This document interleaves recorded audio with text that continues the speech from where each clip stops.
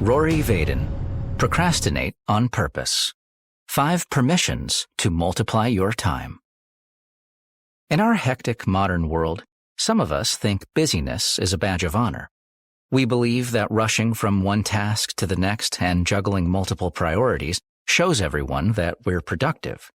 But despite this cult of busyness, too many people still feel overworked, disorganized, and permanently behind schedule. Where are we going wrong? Luckily, there is a solution.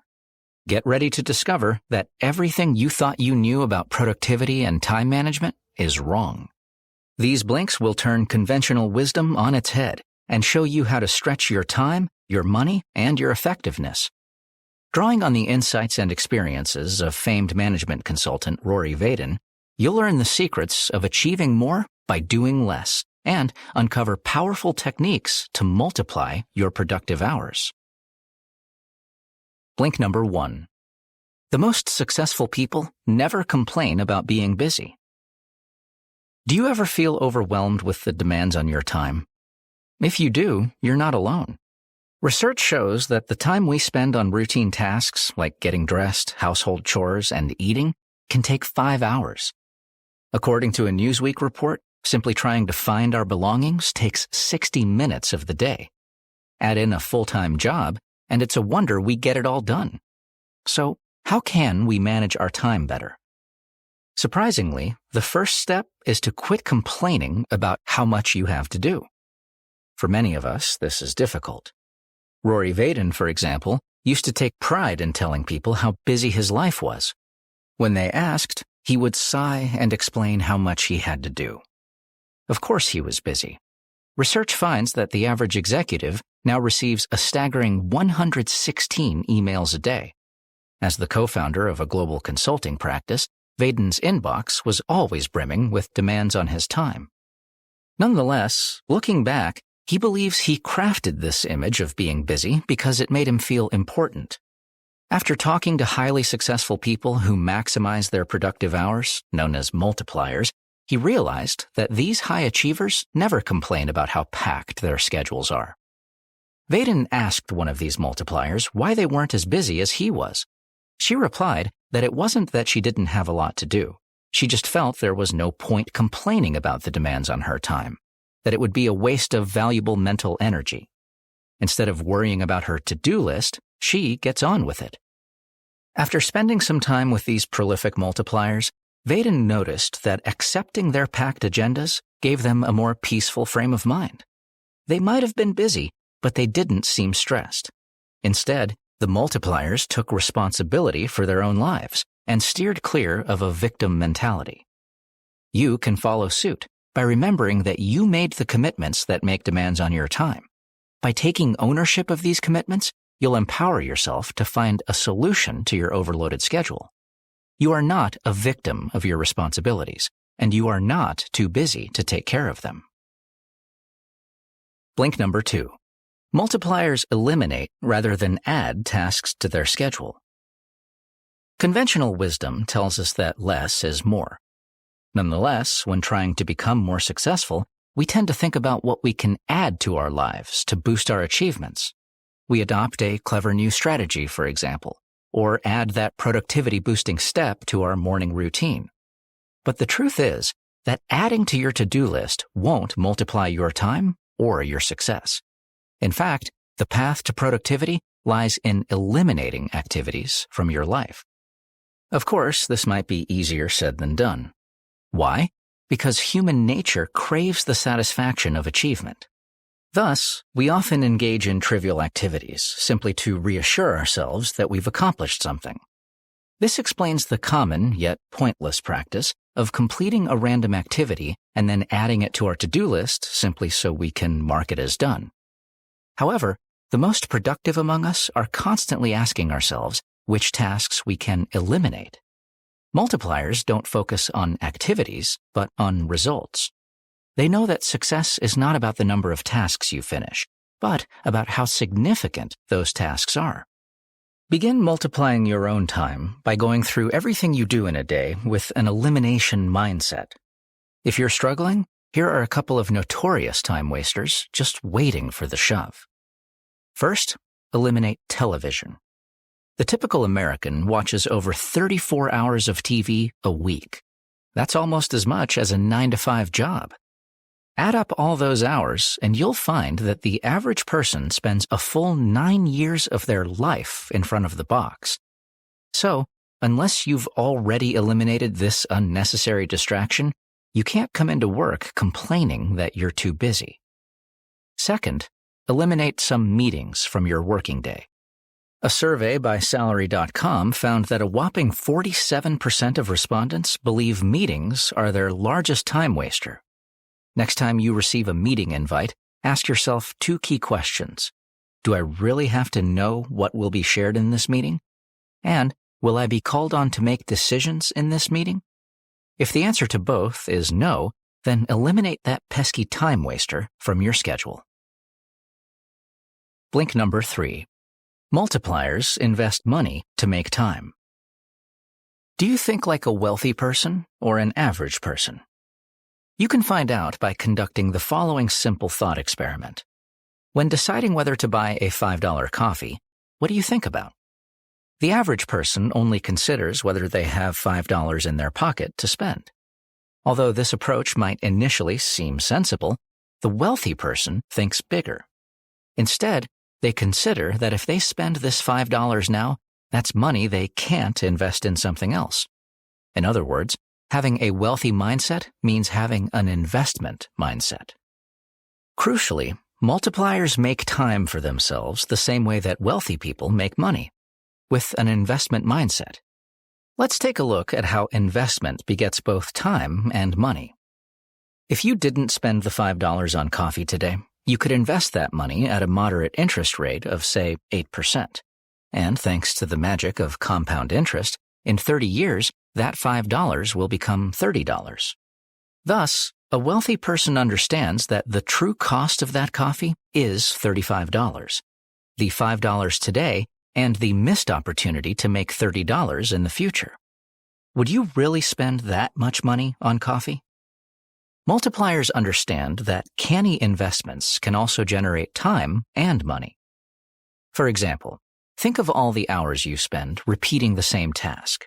This could be sending out the same email to multiple customers, or re-entering information into a database. How much time could you save by automating all these repetitive processes? Probably a whole lot. Sadly, many businesses don't have an investment mindset. As a management consultant, the author has heard countless executives say they would love to use more automation, but they can't afford it.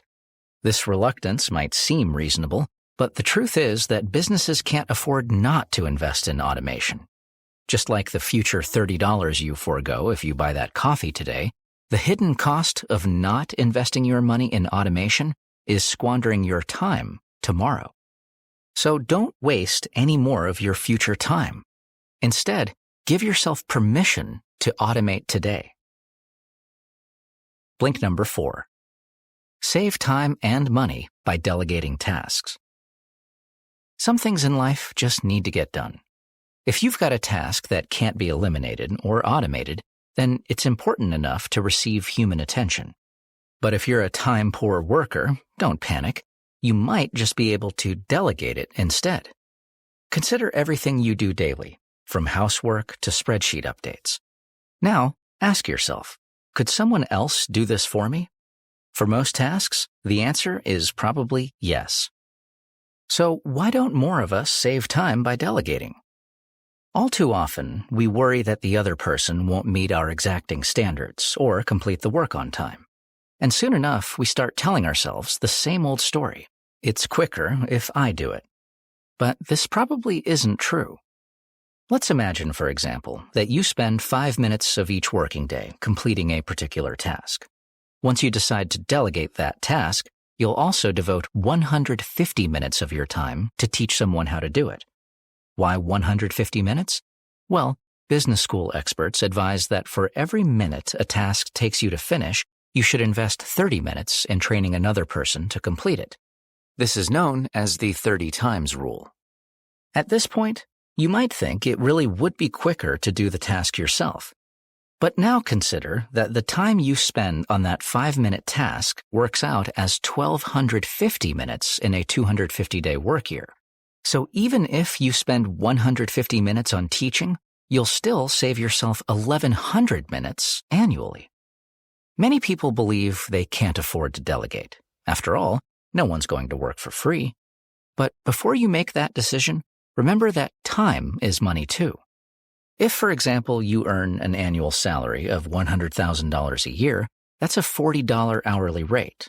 Thus, delegating those 1,100 minutes will free up more of your time to spend it earning money instead. And provided the other person's hourly rate is lower than yours, you'll still turn a profit. So don't try to do everything yourself. Use another pair of hands to multiply your time. Blink number 5. Waiting until the last minute can save you time. Visit a lake at sunset, and you may find a fisherman there with a line of freshly caught fish. But take a look during the mid-morning, and you won't see him catching any fish, no matter how long he stands there. Why? Because fish bite at dusk and dawn, not at 11 a.m. This shows that success is not just about taking action, or how long you spend doing something. In life, just as in fishing, it's also about waiting for the right moment. With this in mind, give yourself permission to procrastinate. But before you start watching TV instead of going to the gym, let's clarify a few things. The procrastination we're talking about here isn't putting off something you should be doing because you don't want to. Instead, we're talking about having the patience to wait until the optimal time to act. And as every multiplier knows, patience can save you a lot of time. Let's consider a business owner who likes to get through her monthly to-do list as quickly as possible. When an order comes in for a product that's due in a fortnight, she'll pack it up as soon as she's off the phone with the customer. But what if that customer calls back to change or cancel their order? In this scenario, she would cost herself time and possibly money by unboxing everything and starting all over again. In contrast, if she'd patiently waited until the day before delivery, she could have taken the alterations into account and saved herself precious minutes. This story highlights the key reason why patience is so important. It allows you to adapt to unpredictable changes, whether that's a change in the weather, the stock market, or a customer's requirements. In our fast-paced modern world, things tend to change at breakneck speed. So don't be scared of a little procrastination, and have the patience to wait and see. Blink number 6. Multipliers focus all their concentration on their priorities. During the harvest season, a farmer works a staggering 18 hours a day. Getting ill, tired, or taking a career break isn't an option. She only has a short window in which to pick her crops and secure her livelihood for the rest of the year. The rest of us can learn something from the harvesting farmer. Sometimes your only option is to focus all your energy on the task at hand. So far, we've learned how to multiply your time by eliminating, automating, delegating, and procrastinating. But if you can't do any of those things, then the task must become your priority. When it comes to priorities, the best way to deal with them is to give them your full attention. In a hectic world, this isn't always a simple task. But tellingly, the world's best multipliers use certain tools to help them focus. Research by the author's consulting company discovered that less than 10% of people report using a comprehensive written plan for allocating their time each week. However, a whopping 85% of multipliers do use this sort of schedule. Why? Because multipliers understand how damaging distractions can be to achieving their priorities.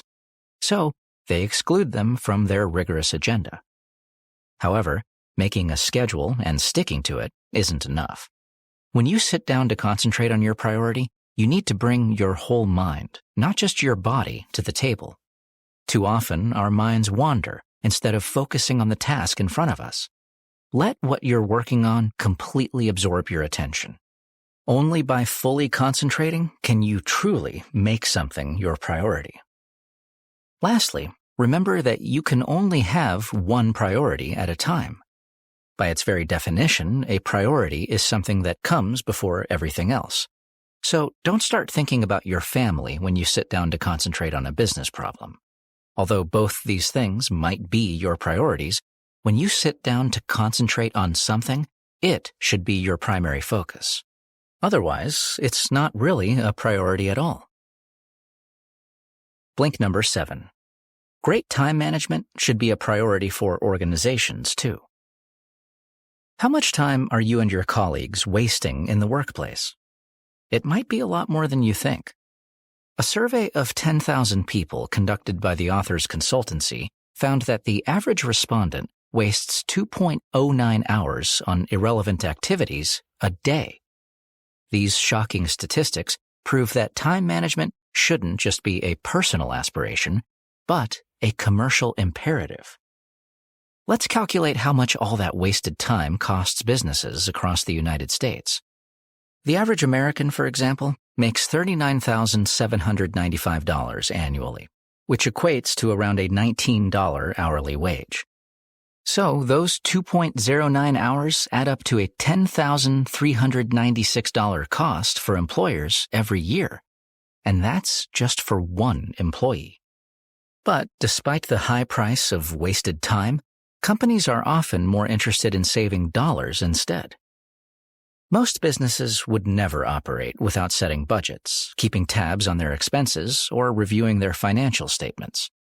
In contrast, most businesses have no formal strategy at all for tackling the question of what's wasting company time. This failure to recognize time as a valuable, finite resource is a huge problem for organizations. After all, your company can always recoup lost dollars, but time, once spent, is gone forever. Luckily, there is a solution. Your company needs to start thinking like a multiplier, and so does every one of its employees.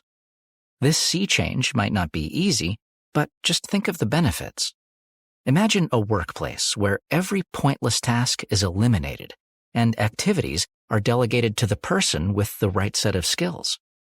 In this type of business, each team knows when to take action and when to be patient, and individuals focus on their current priority without distractions. Wouldn't that be a productive and profitable place to work? If you think so, then start making it happen by being the change you want to see and procrastinating on purpose. Boost your own results, and it won't be long before your colleagues start following your example. You've just listened to our blinks to Procrastinate on Purpose by Rory Vaden.